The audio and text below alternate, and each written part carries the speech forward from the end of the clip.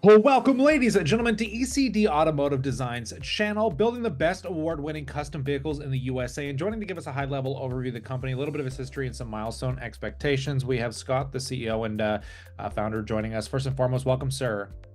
Thank you. Welcome. Thanks for your time today. Appreciate it. Yeah, it's such a pleasure to get you on. So this is a fascinating industry. I'm sure you get a lot of hype, especially around vehicles today. But for newer audiences, maybe tell us exactly what's going on under the hood there at ECD Automotive.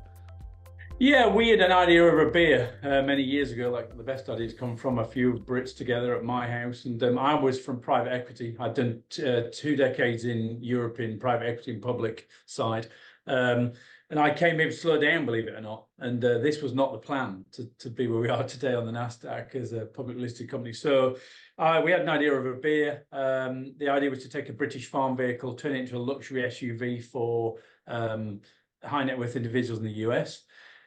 What we didn't realize really, though, was we actually came in to disrupt the automotive sector.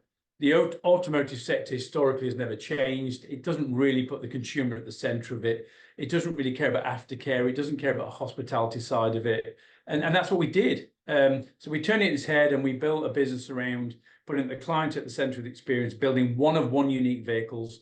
The intellectual property remains the client. We only build one of one. It can never be repeated. Putting mechanics at the center of the experience, taking out layers of management in automotive and letting guys that do this at the weekend for fun tinker and be meddlers and build cool stuff rather than fix cool stuff. Our staff retention rates are twice the industry average because of that. And then number four was we wanted to do everything in-house. If it's luxury, if it's premium, if it's quality, we had to control that. Didn't want anything outside, not understanding the DNA of the business. We brought everything under one roof.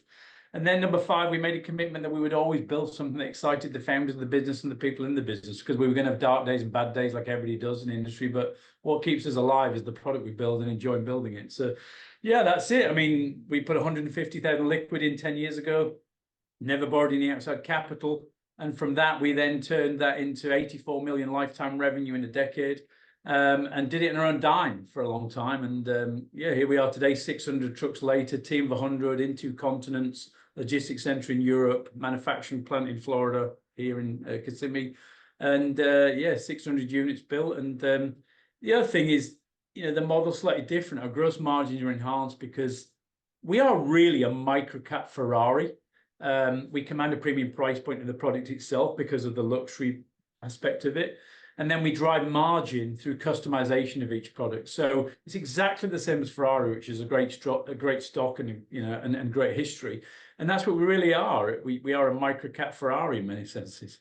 Yeah, no, I definitely appreciate the insight, and it's kind of a fun little build up from maybe just some humble beginnings over a beer to where you guys sit today. So maybe just give us an understanding of perhaps what's kind of coming down the road. What should investors focus on here? I got some understanding. You guys have backlog going on. I mean, you're in a fascinating sector. So tell us what's kind of happening. Yeah, I mean, we've had backlog for a decade. I mean, we're in that fortunate position where we can project revenue because we know what we're building, because we have a 1 year wait list on average. So the aim right now, in simple terms, is we have a factory that's at about 48% capacity right now. We aim to fill that factory to 100%. So the aim is to fill the factory. That's the internal message, the message we're sending externally. In the factory we're in right now, we created it so we could always build 180 units of capacity. Now, when I say capacity, 5-day week, 8-hour shift, no overtime. So there's room beyond that, but we can fill the factory. We can build 180 units. If you do the economics of that and kind of where we sit today, that looks like about 180 units. That would give you 75 million revenue, 18 million EBITDA, 11 million net income. That gives you like 30 cents earnings per share right now as we sit.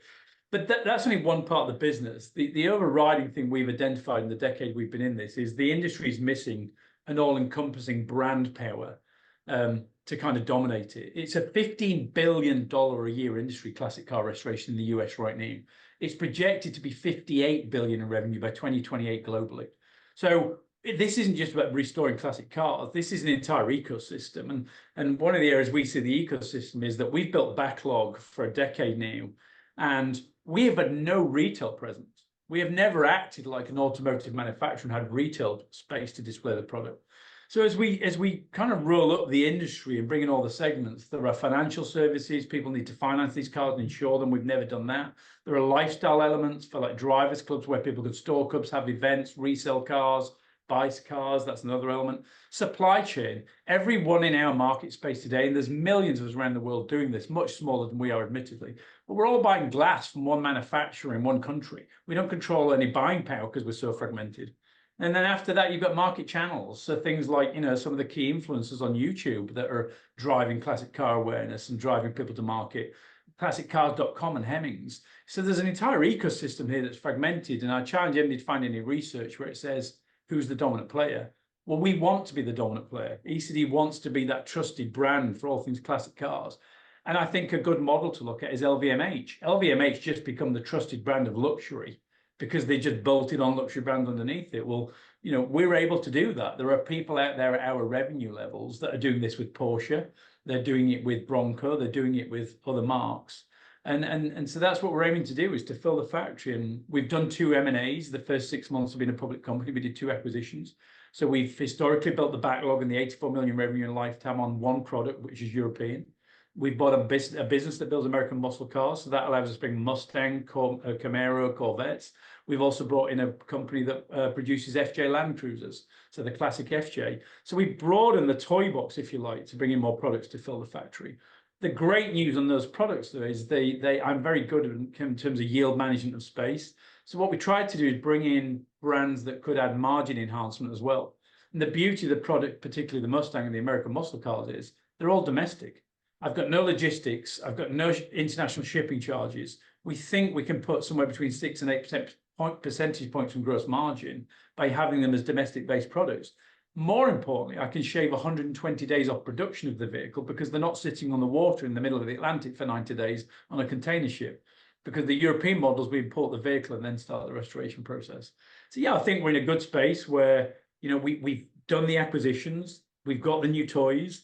We can start building that backlog now with new models and go into different markets and fill the factory. And we're also looking at some new ways of doing that. We've started doing some AI marketing. We've never done that before. So we're using AI to target clients and then filter them as well.